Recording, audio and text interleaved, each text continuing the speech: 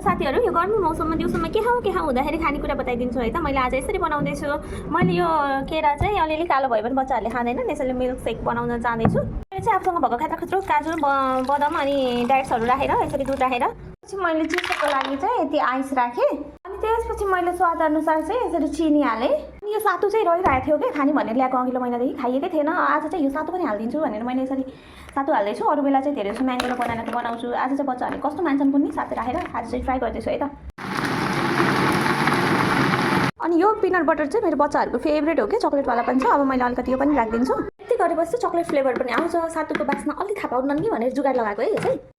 अब हाम्रो जुस चाहिँ रेडी भइसक्यो। बाबुहरू मिल्कसेक रेडी भयो, छिटो आउनुहोस्। ओके यहाँ छ यही छ। ल कस्तो छ चाहेर भन्नुहोस् त छिटो। अरे वाह यमी हजुरले भन्नु त कस्तो छ? मिबु जुङ्गा भन्यो त मिवानको त। वाह जुङ्गा बन्ने छैन, अलि सट्टा खाऊ त यसरी भन्छ।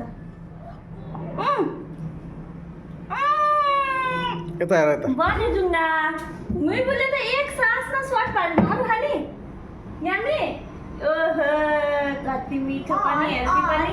हजुरले पनि त्यो फिनिस गर्नुहोस् न। ओके गाइस, हजुरहरूले पनि गर्मीमा यसरी हेल्दी अनि मिठो जुस बनाएर खान सक्नुहुन्छ। Thank you for watching.